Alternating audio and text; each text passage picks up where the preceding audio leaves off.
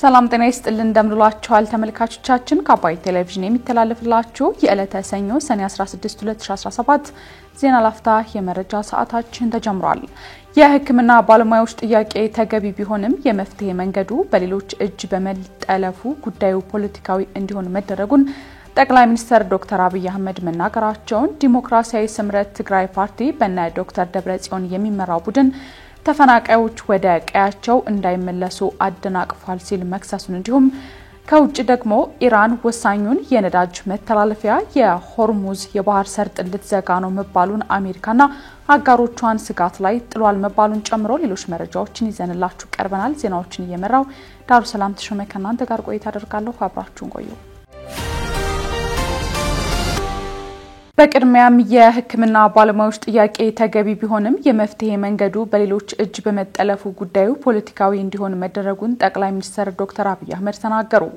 ከወራት በፊት በተለያዩ የኢትዮጵያ አካባቢዎች ከደሞዝና ጥቅማ ጥቅም የኢኮኖሚ ችግር አንጻር የሕክምና ባለሙያዎች ያነሱትን ጥያቄ ተከትሎ ከስራ ማቆም አድማ እስከ መንግስት አስተዳደራዊ እርምጃ የተለያዩ ሁነቶች ተከስተው አልፈዋል።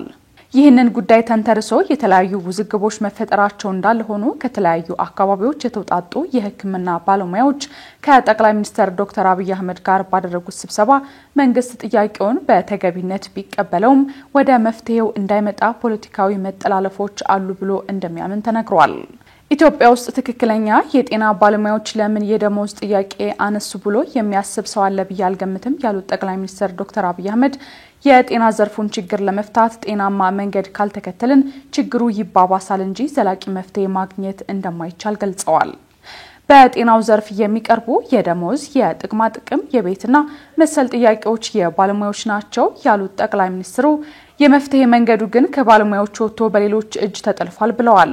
ትክክለኛ ሐኪሞች በቅንነት ኑሮ ከብዷቸው ያነሱት የፖለቲካ ኪሳራ የገጠማቸው አካላት ያነሱትና ሐኪም መሳይ ጋውን ለባሽ ፖለቲከኞች ያነሱት ጥያቄ ነው ብለዋል።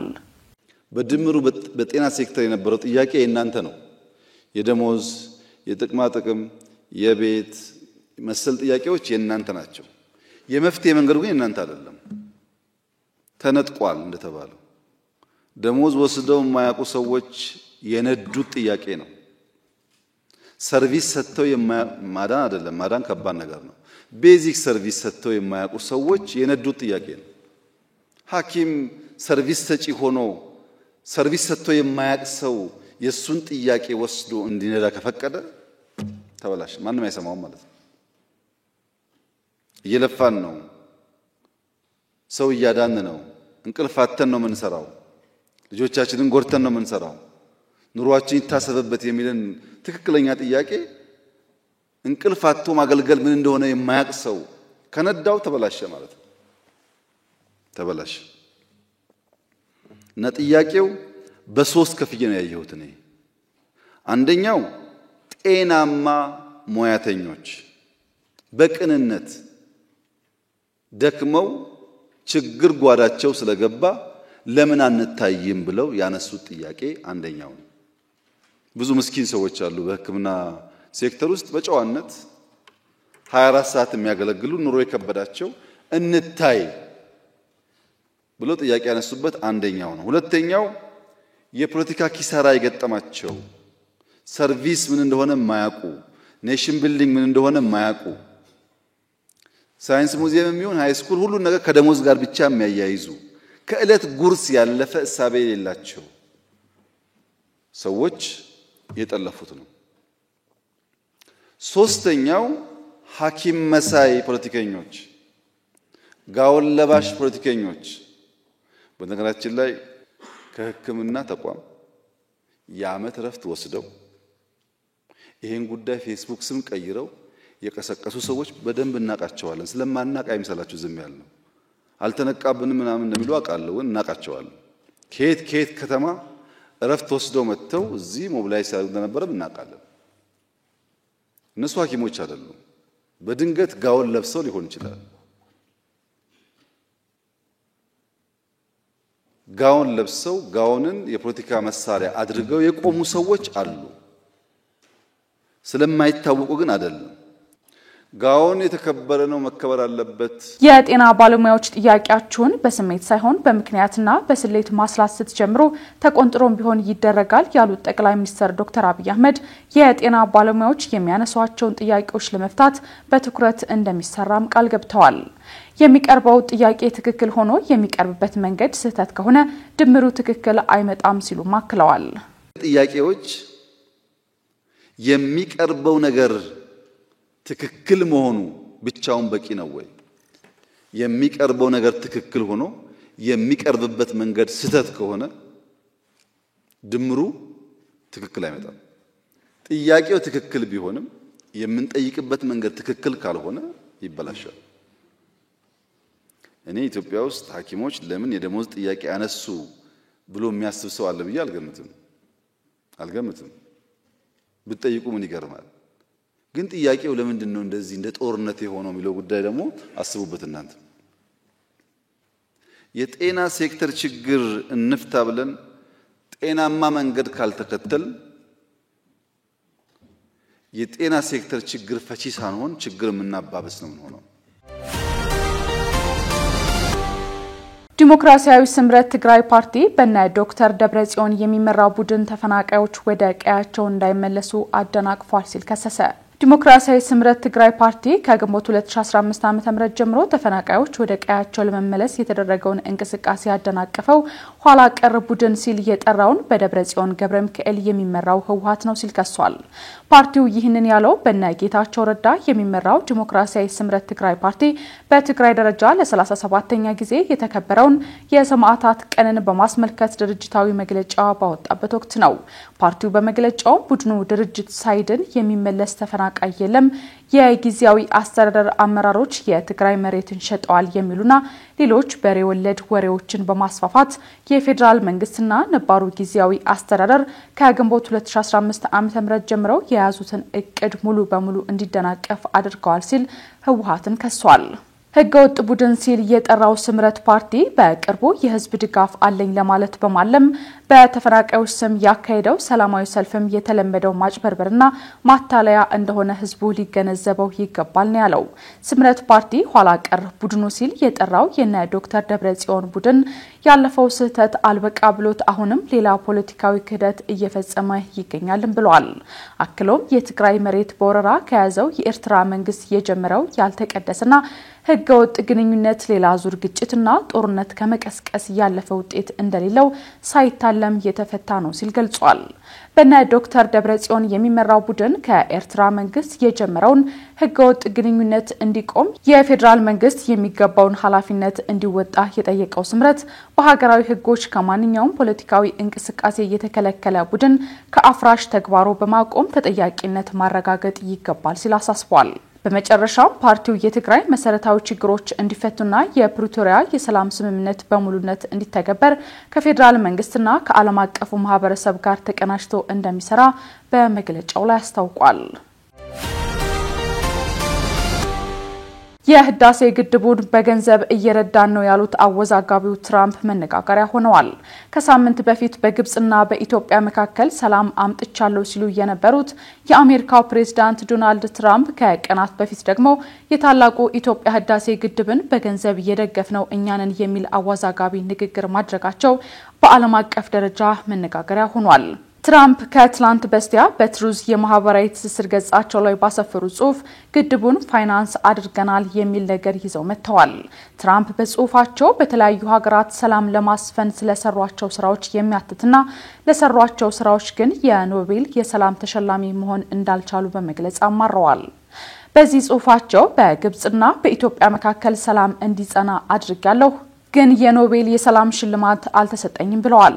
የግብጽና ኢትዮጵያን ጉዳይ ያነሱትን በቀጥታ ከታላቁ ህዳሴ ግድብ ጋር በተያያዘ ሲሆን ትራምፕ ኢትዮጵያ እየገነባችው ያለው ግዙፍ ግድብ በጅልነት በአሜሪካ ፋይናንስ እየተደረገ ነው፣ ይሄው ግድብ ወደ ናይል የሚፈሰው ውሃ በከፍተኛ ደረጃ እንዲቀንስ የሚያደርግ ነው ብለዋል።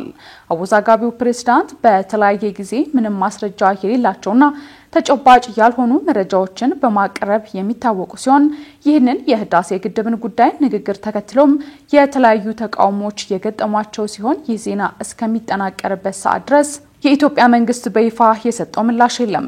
ግብጽ ግድቡን ለማስቆምና በኢትዮጵያ ሰላም እንዳይኖር በምትሰራው ስራ በምትሸርበው ሴራና ሐሰተኛ ውንጀላ እንዲሁም በገንዘብ ጭምር የአሜሪካ ባለስልጣናትን በመደለል ኢትዮጵያ ላይ ጫና እንዲፈጠር ስታደርግ መቆየቷም የሚታወቅ ሲሆን ትራምፕም በውግንና ግብጽ ግድቡን ልታፈነዳው ትችላለች ማለታቸውም አይረሳም።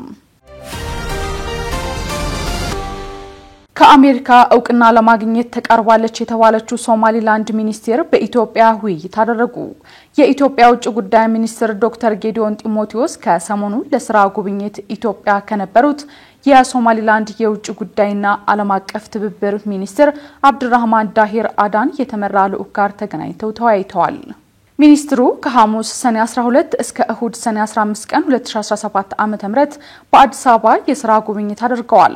የጉብኝታቸው ዓላማ በሶማሊላንድና በኢትዮጵያ መካከል ያለውን ዲፕሎማሲያዊ ግንኙነትና ስትራቴጂካዊ ትብብር ማጠናከር እንደሆነ ሶማሊላንድ አስታውቃለች። በቆይታቸውም በሁለቱ ሀገራት መካከል ያለውን አጋርነትና መልካም ግንኙነት ለማሳደግ ተወያይተዋልም ተብሏል። ከውይይቱ በኋላ የሶማሊላንድ የውጭ ጉዳይና ዓለም አቀፍ ትብብር ሚኒስትር አብዱራህማን እንደገለጹት በኢትዮጵያና በሶማሊላንድ መካከል ያለውን የቆየ ግንኙነት ለማጠናከር ከኢትዮጵያ የውጭ ጉዳይ ሚኒስትር ጌዲዮን ጢሞቴዎስ ጋር በመገናኘታችን ክብር ይሰማናል ብለዋል። አክለውም የኢትዮጵያ መንግስት ላደረገልን ደማቅ አቀባበል እናመሰግናለን። የጋራ ጥቅሞቻችንን የሚያሳድጉ የትብብር ጥረቶችን በጉጉት እንጠባበቃለን ሲሉም ገልጸዋል። ሶማሊላንድ ከአሜሪካ እውቅና ለማግኘት ተቃርባለች የሚሉ ዘገባዎች በቀጠናው የተሰራጩ ሲሆን የአፍሪካ አዛዥ ጀነራል ሚካኤል ላንግሊ አዲስ አበባ ላይ ከጠቅላይ ሚኒስትር አብይና ከፊልድ ማርሻል ብርሃኑ ጁላ ጋር ከቀናት በፊት ሶማሊላንድ ዋና ከተማ ሀርጌሳ እንደነበሩም ተነግሯል። አዛዡ በሶማሊያ የአሜሪካ አምባሳደር ከሆኑት ሪቻርድ ሬሌ ጋር በመሆን በሀርጌሳ ባደረጉት ጉብኝትም የሶማሊላንድ ፕሬዝዳንት ከሆኑት አብዱራሂም መሐመድ ጋርም ውይይት አድርገዋል። ኢራን ወሳኙን የነዳጅ መተላለፊያ የሆርሙዝ የባህር ሰርጥ ልትዘጋ ነው መባሉ አሜሪካና አጋሮቿን ስጋት ላይ ጥሏል ተባለ። የኢራን ፓርላማ የዓለማችን 20% የሚሆነው ድፍድፍ ነዳጅ የሚተላለፍበት የባህር ሰርጥን ለመዝጋት የቀረበውን የውሳኔ ሐሳብ ማጽደቋን ተከትሎ አሜሪካና አጋሮቿን ስጋት ላይ ጥሏል ተብሏል። የፓርላማው ውሳኔ ተፈጻሚ የሚሆነው የኢራኑ መሪ አያቶላህ አሊ ኻሜኒ በሚያሳልፉት የመጨረሻ ትዕዛዝ መሆኑ የተገለጸ ሲሆን ውሳኔው ተፈጻሚ የሚሆን ከሆነ በዓለም የነዳጅ ዋጋ ላይ ትልቅ ተጽዕኖ ሊፈጥር እንደሚችልም ተገልጿል። አሜሪካን ጨምሮ ብዙ ሀገራት በዚህ ሰርጥ በሚመጣው ነዳጅ ኢኮኖሚያቸውን የሚያንቀሳቅሱ በመሆኑ ሰርጡ ቢረበሽ ከፍተኛ የኢኮኖሚ ቀውስ ይፈጠራል የተባለ ሲሆን የዓለም የንግድ ስርዓት ላይም ትልቅ ችግር ይፈጠራል ተብሏል።